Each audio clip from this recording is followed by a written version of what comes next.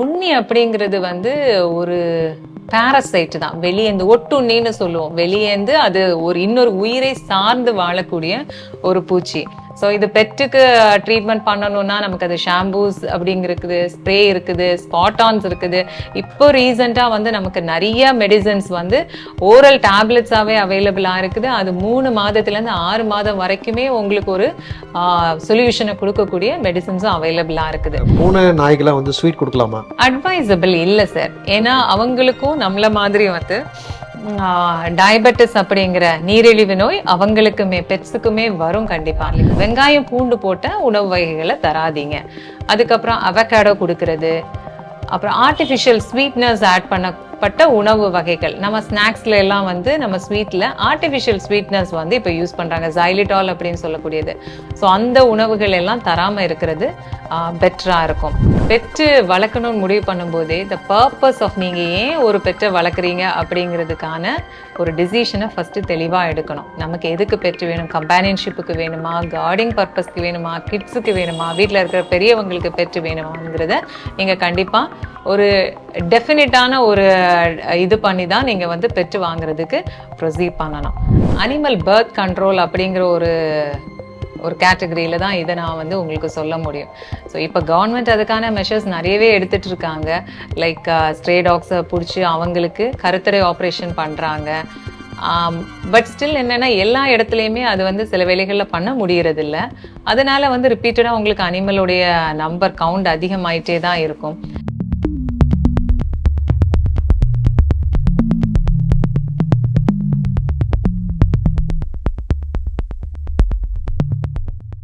நாய், கோழி இந்த இதெல்லாம் வளர்க்குறாங்க இல்லையா?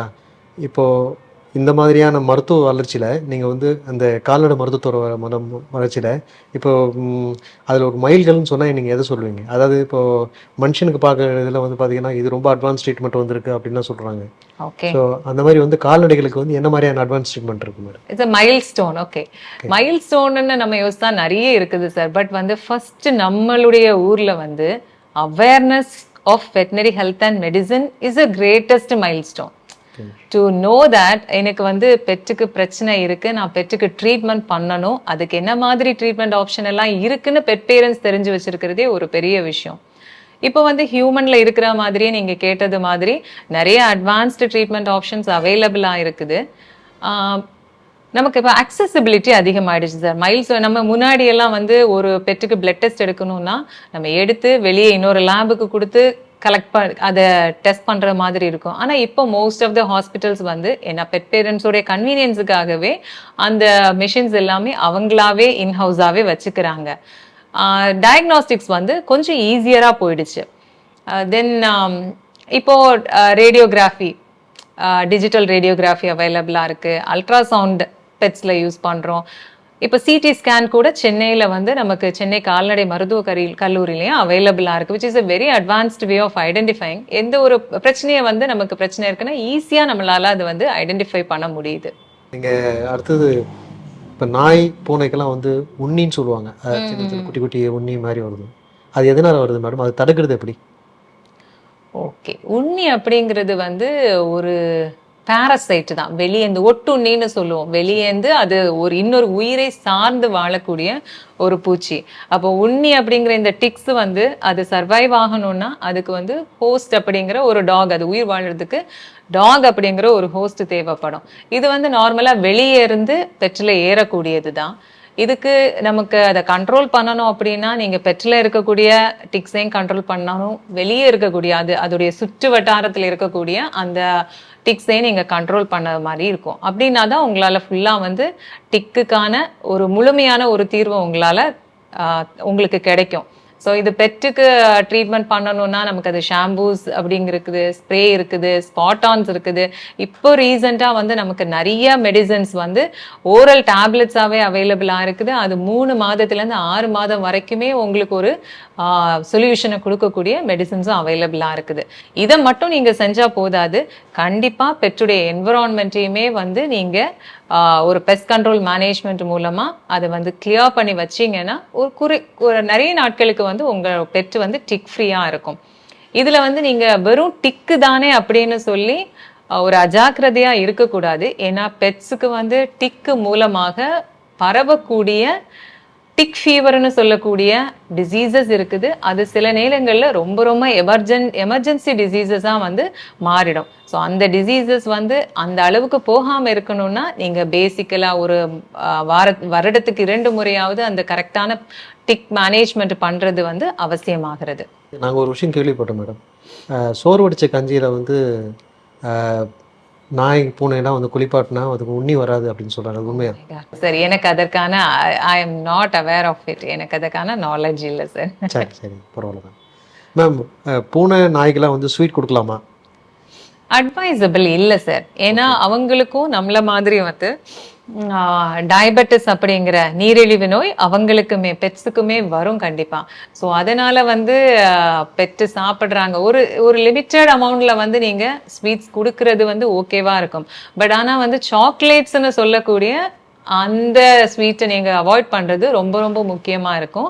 பிகாஸ் அது வந்து சிவியர் டாக்ஸிசிட்டி வந்துடும். அது சில நேரங்கள்ல உயிருக்கே ஆபத்தான முறையில போய் எண்டாயிடும். ஸோ அதனால சாக்லேட்ஸ் கொடுக்காதீங்க. ரொம்ப இனிப்பு வகைகள் கொடுத்து பழக்காம இருக்கிறது நல்லது.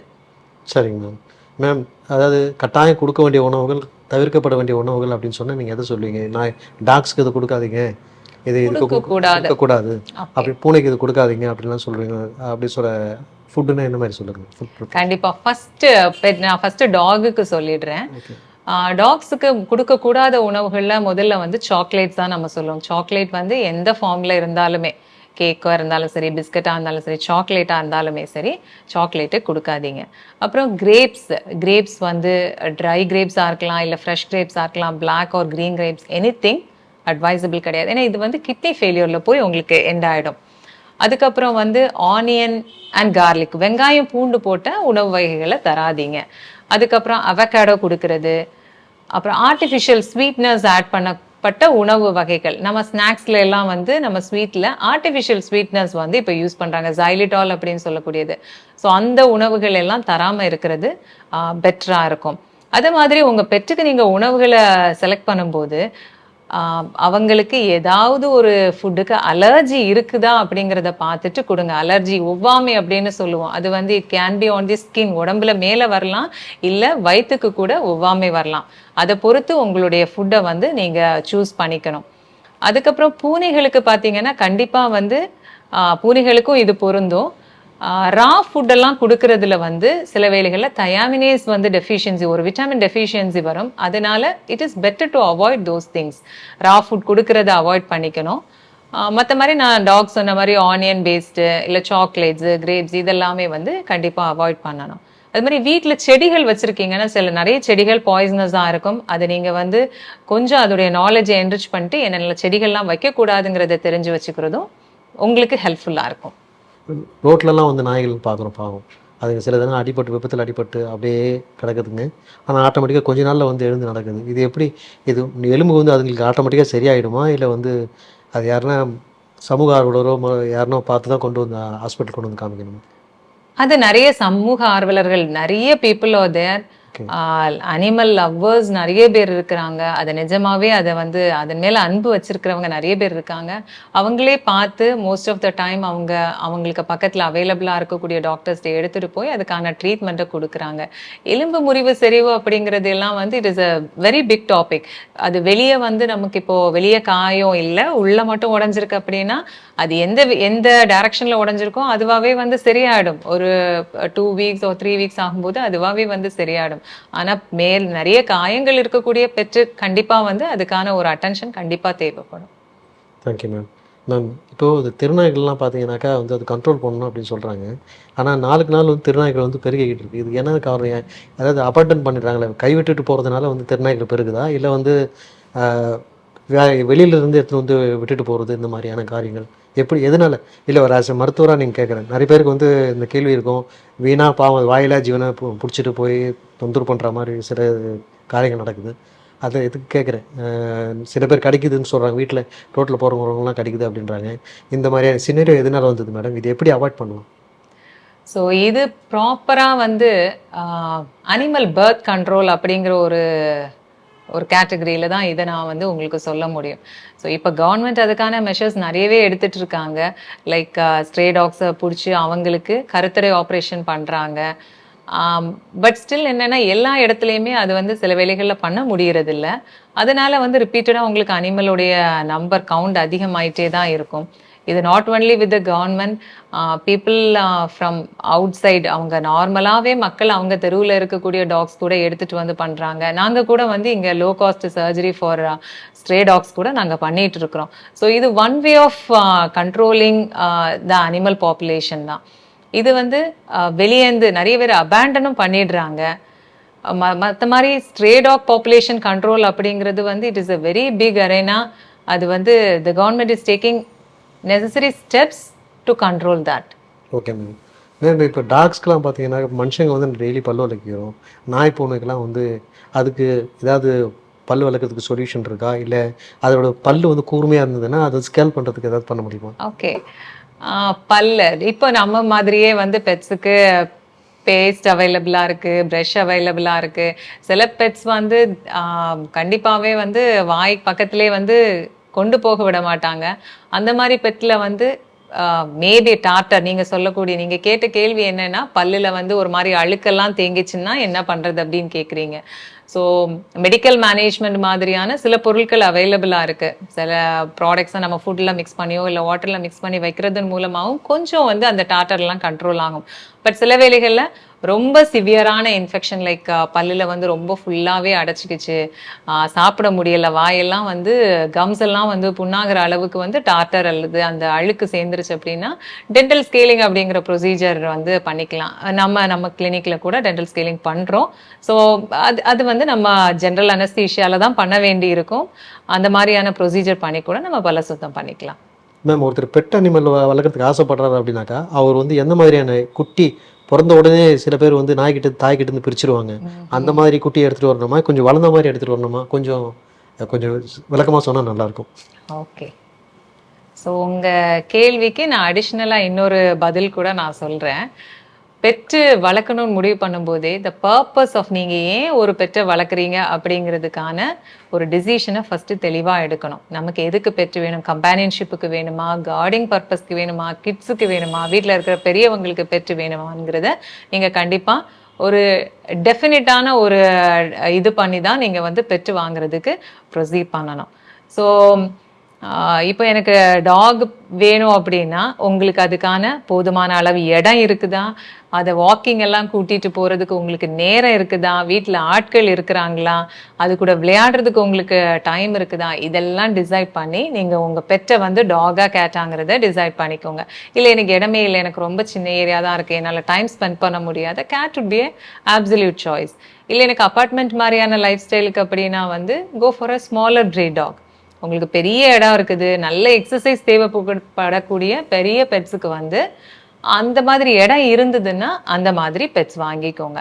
ஸோ பெட்ஸ் வாங்கும்போது அதுக்கான ஒரு குறிப்பிட்ட ஏஜ், நார்மலாக பெட்டை வந்து பப்பியை வந்து அம்மா கிட்டேருந்து வீனிங் ஏஜ் அப்படின்னு சொல்லுவோம். 6 to 7 6 வீக்ஸில் வந்து வீன் பண்ணுவாங்க. அது அம்மா கிட்டேருந்து செப்பரேட் பண்ணக்கூடிய ஐடியல் ஏஜாக இருக்கும். எதுக்கு அப்படின்னா வந்து அது அம்மா தாய்ப்பால் குடிக்கும்போது அதுலேருந்து வரக்கூடிய அம்மா கிட்டேருந்து வரக்கூடிய ப்ரொடெக்டிவ் ஆன்டிபாடிஸ் வந்து அந்த பப்பிக்கு உடம்புலையும் போய் அதுக்கு வந்து ரொம்ப சீக்கிரத்தில் நோய் வராமல் அந்த பப்பியை பாதுகாத்துக்கும். ஸோ ரொம்ப சீக்கிரமாக போய் பப்பி எடுக்கிறது வந்து ஒரு சிறப்பான ஒரு முடிவாக இருக்காது. ஸோ பெட்டர் வெயிட் பண்ணி ஒரு 30 நாள் அல்லது 35 நாள் குட்டியை போய் அதுக்கப்புறம் நீங்கள் வாங்குறது வந்து நல்லா இருக்கும் உங்களுக்கு. நல்ல விஷயம், நன்றி மேம். இப்போ அடுத்தது பார்த்தீங்கன்னாக்கா இப்போ அது அடுத்தது மீனுக்காக நான் வரேன். இப்போ வந்து நிறைய பேர் வாஸ்து மீன்லாம் வளர்க்குறாங்க மேடம். வாஸ்து மீன் பெரிய சைஸில் வளர்க்குறாங்க, அதுக்கு ஃபுட்டு போடுறாங்க, கலர் மீனுக்கெல்லாம் ஃபுட்டு போடுறாங்க. ஸோ இதுக்கு மீனுக்கெல்லாம் நீங்கள் எப்பயாவது சிகிச்சை பண்ணியிருக்கீங்களா? அந்த மாதிரி இல்லை சார், மீனுக்கெல்லாம் சிகிச்சை பண்ணது கிடையாது. ஓகே. மீனுக்கு வளர்க்குறது வந்து அட்வைசபிளா? ஒரு வீட்லேயே மீன் தொட்டிலாம் வச்சு அது அழகாக வளர்க்குறாங்க. ஏன்னா நான் வந்து இன்னோசென்ட்டாக கேட்குறேன். அது நிறைய பேர் இதுக்கும் கொண்டு போவாங்க போல இருக்கு, எதுக்கும் உடம்பு சரியில்லைன்னா அதுக்கு எதுவும் சொட்டு மருந்து மாதிரி போடுறாங்க. அது கண்டிப்பா வந்து ஃபிஷ் மெடிசன் அப்படிங்கிறதே ஒரு மிகப்பெரிய வேர்ல்டு சார். அதுல நிறைய இருக்கு. நம்ம வந்து அதை அனலைஸ் பண்ண போனோம்னா நீங்க அதுல வந்து எவ்வளோ டிசீஸ் இருக்குது, எவ்வளோ ட்ரீட்மெண்ட் ஆப்ஷன்ஸ். எனக்கு அதை பத்தின நாலேஜ் ரொம்ப குறைவு தான். பட் நிறைய அவைலபிளா இருக்குது சார். நீங்க ஃபிஷ் கேட்கும் போதுதான் இது டாட்டாய்ஸ் எல்லாம் எடுத்துட்டு வராங்க. ஈவன் வி ஹாவ் அ டாட்டாய்ஸியா. ஸோ டாட்டாய்ஸ் வந்து கொண்டு வராங்க. பீப்புள் காமனாக வளர்க்குறாங்க. ஆனால் டாட்டாய்ஸ் வளர்க்கும் போது அது என்னென்ன செய்யக்கூடாது அப்படிங்கிறது தெரியும். கண்டிப்பாக வாஷ் யூர் ஹேண்ட்ஸ் ஆஃப்டர் அந்த ஆமையை ஹேண்டில் பண்ணிட்டு கண்டிப்பாக கை கழுவணும். ஏன்னா வந்து அதுலேருந்து ஜேர்ம்ஸ் பாக்டீரியல் இன்ஃபெக்ஷன்ஸ் வந்து நமக்கு ரொம்ப காமனாக, சால்மனோலோசிஸ் இன்ஃபெக்ஷன் ரொம்ப காமனாக பரவும். ஸோ மற்ற மாதிரி உங்களுடைய கேள்விக்கு எனக்கு ஒரு சிறந்த பதிலை தர முடியலன்னு நினைக்கிறேன். சரி, பரவாயில்ல. இப்போ மறுபடியும் மைக்ரோசிப்புக்கு நான் அந்த கொஸ்டின் வரேன்.